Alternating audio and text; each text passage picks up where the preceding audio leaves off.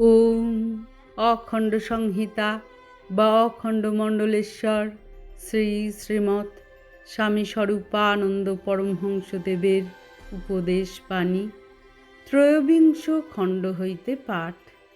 পৃষ্ঠা সংখ্যা 375 ও 376। কাজ বলিতে কি বুঝি?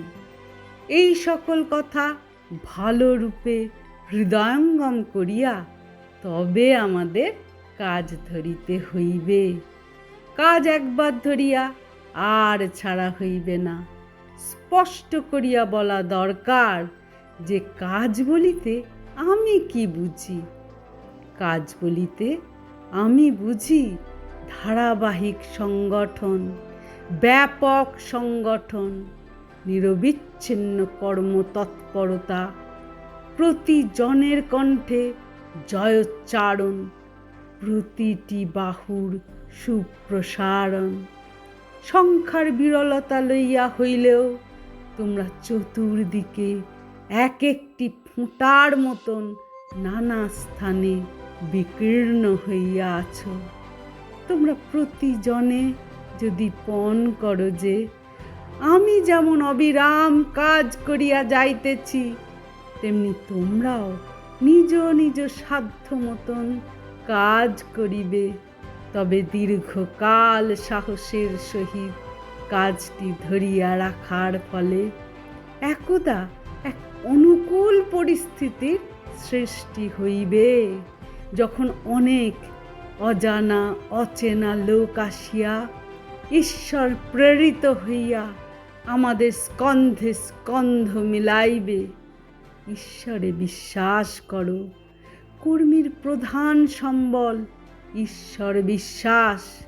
যেখানে যাহাকে দেখো বিশ্বাসভাজন ব্যক্তি বলিয়া মনে হইলেই কানে কানে শুনাইয়া দাও, আমরা বিপ্লব করিব।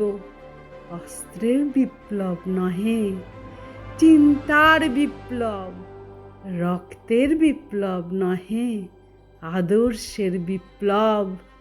যতগুলি সদাদর্শ আবহমান কাল হইতে আধুনিকতম কালে এই ভারতের পুণ্যভূমিতে কাজ করিয়াছে, তাহাদের সকলের সমন্বয়ের বিপ্লব।